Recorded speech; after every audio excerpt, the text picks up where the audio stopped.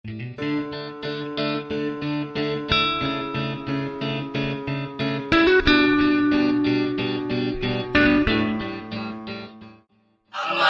warahmatullahi wabarakatuh. Kami dari kelompok 2 ingin membuat video tentang fenomena fisika. Untuk itu kami akan memperkenalkan diri kami semua. Perkenalkan, nama saya Siska Yudamayanti dari kelas 105. Saya Rizky Hawani Panggesti. Saya Kela Salsabila. Saya Gibran Alfari. Saya Zaki Fauzan Putra. Fenomena fisika. Apa itu sebenarnya fenomena fisika? Fenomena fisika merupakan salah satu fakta alamiah yang dapat digunakan untuk membelajarkan sains pada siswa. Lebih lanjut, pembelajaran sains melalui fenomena fisika dapat melatih dan mengembangkan keterampilan sains pada siswa, sehingga berkontribusi pada daya nalar mereka di kelak kemudian hari. Berikut fenomena fisika yang akan kita bahas dalam video kali ini.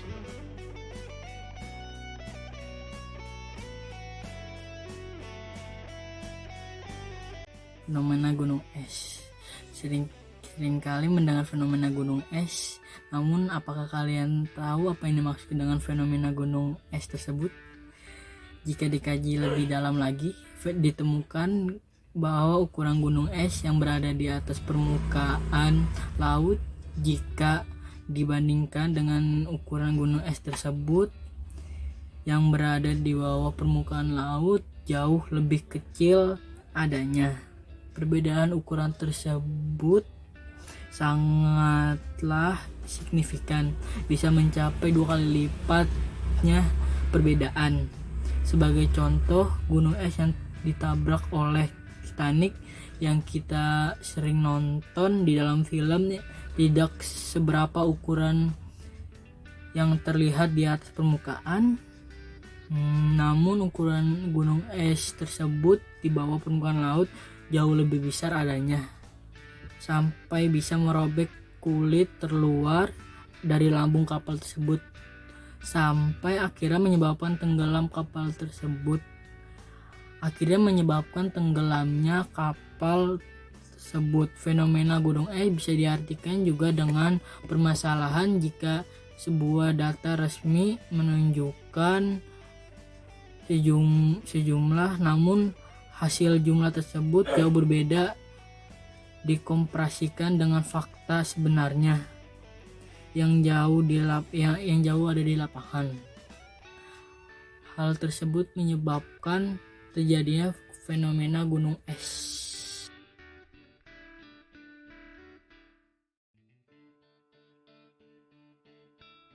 Fenomena aurora. Fenomena aurora adalah pancaran cahaya yang menyala-nyala pada lapisan ionosfer bumi yang selalu bergerak seperti gelombang di langit. Aurora terbentuk oleh interaksi medan magnetik bumi dengan partikel bermuatan yang berasal dari matahari. Hampir setiap malam, aurora tampak di dekat lingkaran Arktik dan Antartika yang berjarak sekitar 66,5 derajat utara dan selatan khatulistiwa. Selain itu, aurora biasanya terjadi di sekitar 97 sampai 1000 km atau 60 sampai 620 mil di atas permukaan bumi. Penyebab terjadinya aurora. Aurora terjadi karena dipengaruhi oleh 3 faktor, yakni sebagai berikut. Yang pertama, sunspot atau bintik matahari, yang kedua proton dan elektron, yang ketiga kutub dan medan magnet. Sunspot atau bintik matahari yakni area gelap atau hitam dan area dingin pada permukaan matahari. Sunspot atau fotosfer ini disebabkan adanya interaksi medan magnet matahari yang tidak sempurna. Proton dan elektron, yakni unsur-unsur tunggal berbentuk atom. Atom terdiri atas proton pada bagian intinya, sedangkan elektron pada bagian terluar.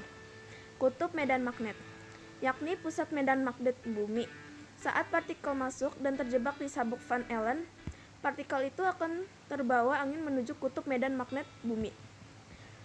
Proses pembentukan aurora.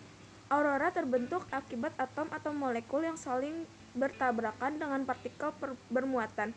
terutama elektron dan proton yang berasal dari matahari.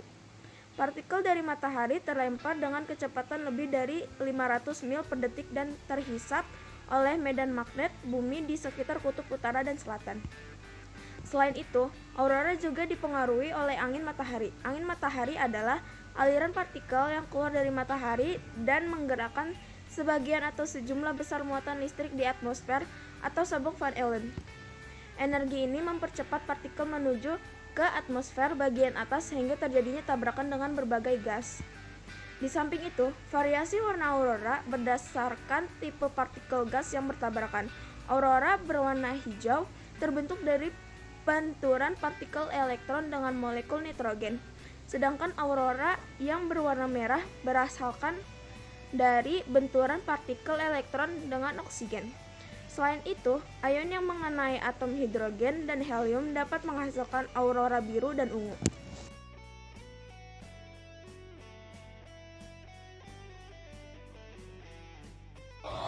Fenomena pelangi. Pelangi menjadi salah satu keajaiban alam yang kerap membuat takjub manusia ketika melihatnya.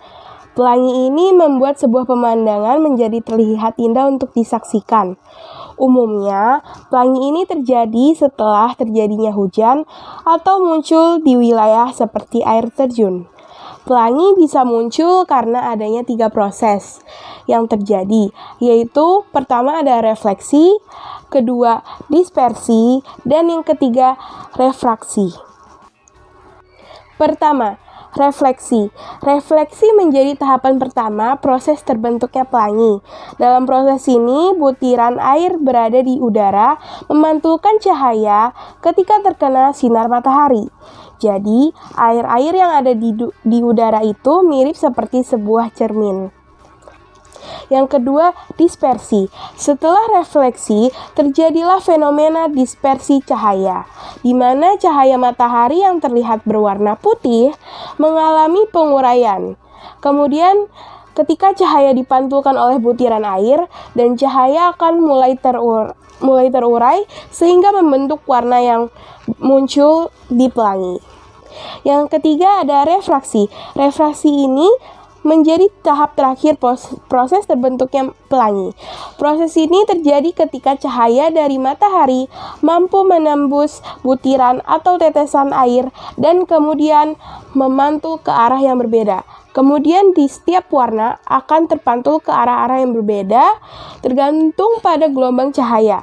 Proses inilah yang menjelaskan mengapa pelangi bisa berbentuk seperti kipas atau busur. Lalu, mengapa pelangi bisa berwarna-warni? Warna pelangi umumnya dikenal dengan singkatan Magico Hibinio, yang berarti merah, jingga, kuning, hijau, biru, nila, dan ungu. Padahal sebenarnya warna pelangi ini memiliki jutaan warna. Tak hanya 7 warna itu, namun manusia memang hanya mampu melihat 7 warna itu. Munculnya warna-warni pada pelangi ini terjadi karena proses refraksi seperti yang telah dijelaskan. Perbedaan cahaya yang memantul dari butiran air ke arah yang berbeda ini membuat warna pelangi urut sesuai singkatan Magico Hibinio, atau merah, jingga, kuning, hijau, biru, nila, dan ungu.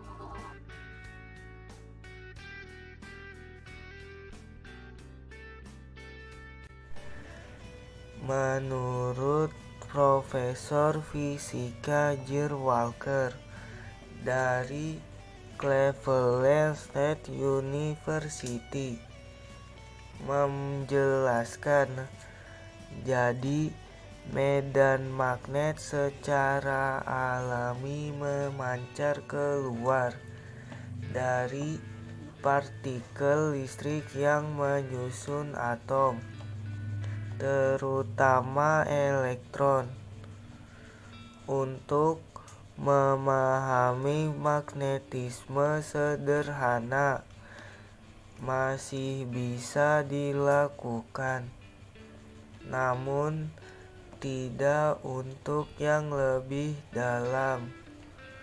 Meski fisikawan memiliki mekanik kuantum yang bisa menjelaskan perilaku partikel secara akurat, termasuk magnetisme, namun secara intuitif tak mungkin memahami arti sebenarnya teori itu.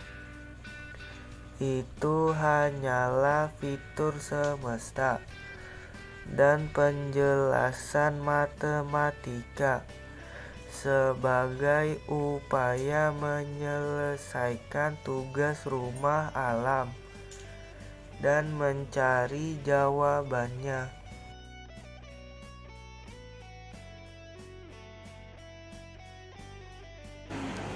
Fenomena pembiasan cahaya. Berikut ini adalah peristiwa unik akibat pembiasan cahaya. Cahaya senter terlihat membelok. Ketika kita menyinari sungai yang airnya jernih dengan sebuah senter di malam hari, cahaya senter terlihat membelok ke arah mendekati sumber cahaya. Ini terjadi karena cahaya senter melewati medium udara dan air. Dasar kolam jernih terlihat dangkal. Air kolam yang dalam dan jernih akan terlihat seolah-olah dangkal karena dasar kolam itu terlihat dengan jelas. Intan berkilau. Intan memiliki indeks bias yang jauh lebih besar dibanding indeks bias udara, sehingga menghasilkan proses pembiasan berulang oleh peristiwa pembiasan cahaya.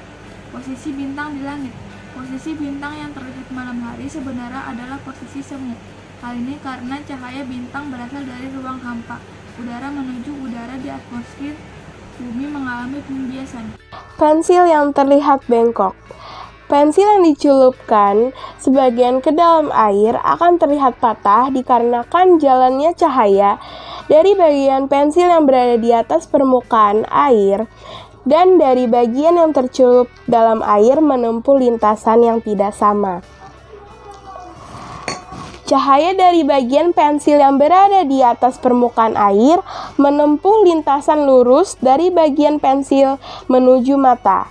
Sedangkan cahaya dari bagian pensil yang tercelup dalam air menempuh lintasan yang telah dibelokkan karena terdapat dua medium yang dilaluinya, yaitu air dan udara, dari bagian pensil menuju mata. Dari kelompok kami. Wassalamualaikum warahmatullahi wabarakatuh.